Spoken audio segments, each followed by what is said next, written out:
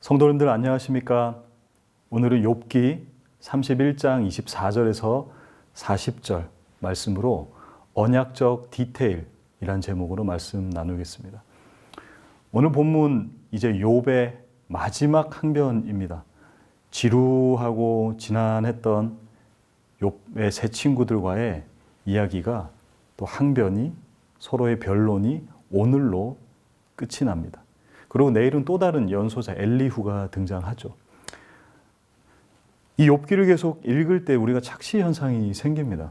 장을 읽으면 읽을수록 계속해서 거듭 드는 생각들은 듣다 보니 욥의 새 친구도 맞는 얘기 같고 또 욥의 말도 틀리지 않은 것 같고 그러다가 보니 말싸움을 하다가 왜 그런 거 있잖아요. 처음에는 A라는 이유로 다툼이 시작됐는데 싸우다 보니까 우리가 왜 싸우는지 까먹고 그냥 감정만 남은 그런 말싸움, 논쟁. 축구를 보는데요. 어떠한 모르는 나라들과 두 나라가 대결을 합니다. 두 나라의 축구 수준이 형편없어요. 0대 0으로 끝이 났습니다. 지루한 축구 경기. 누가 이겨도 상관없고 아무런 박진감이 없는 마치 그런 것처럼 계속되는 욥기의 친구들과 욥의 주장으로 모두가 다 맞는 말 같이 보이는 것입니다. 감정만 남고 누가 잘못했는지 모르는 상황이 펼쳐지는 것 같아요. 오늘 본문의 욥의 마지막 항변도 그렇습니다. 31장 전체로 보면 나는 음욕을 그 죄를 저지르지 않았다. 나는 권위를 남용하지 않았다. 이게 어제 본문이고요. 오늘 본문에는 나는 물질을 의지하지 않았고 원수나 사람을 미워하지 않았다 라고 항변합니다. 그렇습니다. 욥은 그러지 않았어요. 하지만 그렇기 때문에 우리는 조금 더 정신을 바짝 차리고 이 본문과 또 욥의 행위를 봐야 합니다. 속으면 안 되는 거예요.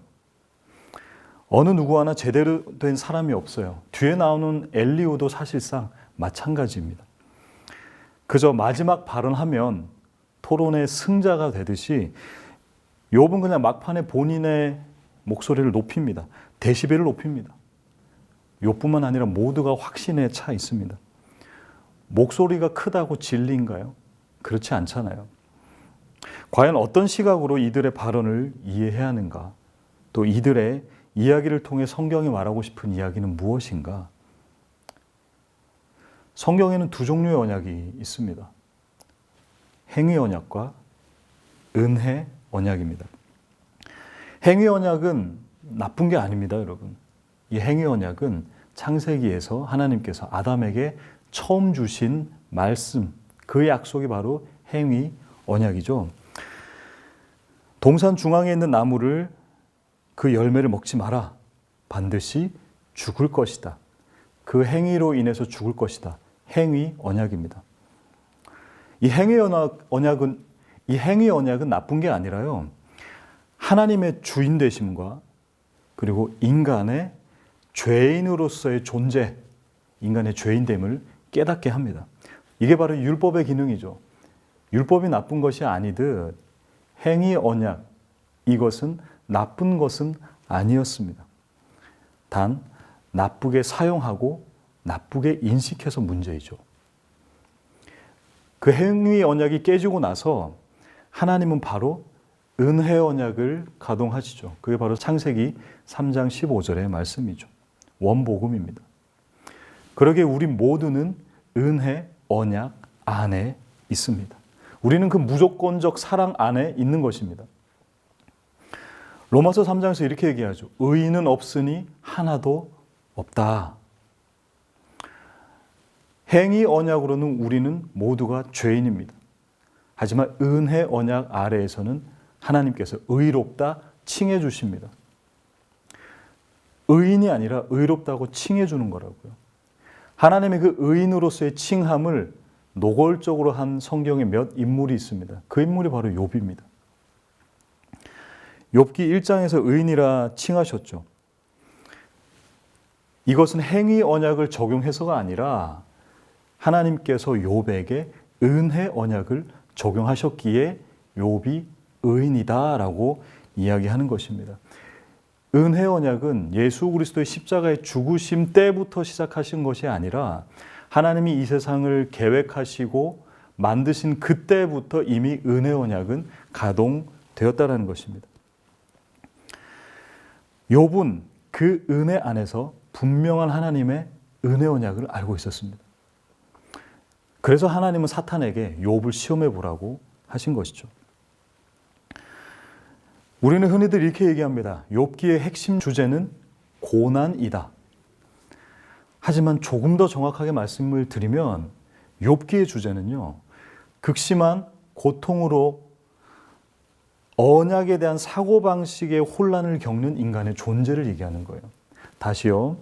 극심한 고통으로 언약에 대한 사고방식의 혼란을 겪는 인간의 한계라는 것입니다. 욥기의 주제는 그것입니다. 욥이라는 존재 자체가 은혜 언약의 증거였죠. 그의 삶은 은혜로 채워졌습니다. 말도 안 되는 은혜였죠. 하지만 깊은 고통이 그 은혜를 혼돈하게 만든 것입니다. 오늘 본문에서 욥은 모든 표현들이 이렇게 되어 있죠. 또 그 표현들이 이것을 증명합니다. 주님, 나 그렇게 살지 않았어요. 주님, 나 주님께서 하라고 한 거 다 하며 살았어요. 하지 않았다? 또 하라고 하신 거 했다. 욥은 은혜 언약을 고통으로 인해서 혼돈을 겪고 있는 거예요. 행위 언약으로요. 이 표현은 사실 신약에서 율법학자들 또는 바리새인들에게도 똑같이 되뇌어져 나오는 고백이죠. 나 당신께서 율법에서 하라고 하신 모든 것들을 했습니다. 라고요. 욥은 원래 은혜를 알던 사람입니다. 은혜 언약 안에 있던 사람입니다. 은혜란 게 무엇입니까? 은혜는 누군가의 선의로 거저받는 것이죠. 그게 바로 성경에서 이야기하는 대속 개념이거든요. 대속. 욥에게는 이 분명한 대속의 개념이 있었습니다. 욥기 19장 25절입니다. 내가 알기에는 나의 대속자가 살아계시니 마침내 그가 땅 위에 서실 것이라. 은혜로 얻게 되는 대속, 구원. 욥은 이 은혜 언약에 대해서 분명하게 알고 있었던 사람입니다. 하지만 극심한 고통이 그것을 혼란스럽게 만든 거예요. 그게 바로 인간의 한계입니다. 은혜로 감격하다가 고통으로 언약을 벗어나는 거예요. 하나님, 내가 무슨 죄를 지었길래 나에게 이러십니까? 욥의 고백이죠. 친구들의 계속되는 고백은 무엇입니까? 너가 죄를 지었기에 고난이 주어진 것이다. 욥과 세 친구들이, 더 나아가서 엘리후까지도 하는 이야기들이잖아요. 이거는 다 뭐냐면 행위 언약적 관념에서 나오는 모든 얘기들입니다. 주님, 내가 뭘 잘못했기에요? 욥, 너는 그 잘못을 저질렀기 때문에 이러한 고통을 당하는 거야. 이 모두가 다 행위 언약 안에서의 발언들입니다. 물론 나의 죄로 고통을 받습니다. 맞아요. 하지만 고통을 향한 은혜 언약적 해석은 다릅니다. 이런 고백이 되어야 합니다. 고통 속에서도 나의 죄를 대속하신 주님을 바라봅니다. 주님을 더 깊이 만납니다. 라고요. 말씀을 맺겠습니다. 우리는 은혜 언약 안에 사람들입니다. 하지만 고통으로 인해서 그 은혜 언약을 행위 언약으로 인식하며 살아갑니다. 고통은 그런 존재입니다. 은혜가 아닌 행위를 생각나게 하는 거예요. 분명한 은혜를 경험하고 구원을 허락받았음에도 불구하고 우리는 계속해서 행위를 추구하며 살아갑니다. 그게 바로 인간입니다. 그러기에 욥기의 주제는 다시 말씀드리면 고통이 아닙니다. 고통으로 인해서 언약에 대한 해석, 관념이 혼돈하게 되는 인간의 존재라는 거예요. 그러기에 우리는 이러한 고백으로 다시 바꾸어야 할 줄 믿습니다. 은혜 언약 속 존재, 그런 우리들, 성도, 하나님의 자녀들은 고백의 전환이 일어나야 된다는 거예요. 왜 내가 이런 고통을 당해야 합니까? 내가 무슨 잘못을 저질렀습니까, 주님? 이 행위 언약적 고백에서 왜 주님께서 나를 대신하여 고난당하셨습니까? 내가 그 고난 속에 주님을 깊이 만나길 원합니다. 이게 바로 은혜 언약적 고백이다라는 것입니다. 오늘 하루도 고난이 있을 수 있습니다. 불편함이 있을 수 있고요. 내 삶에 계속된 어려움이 왜 없겠습니까?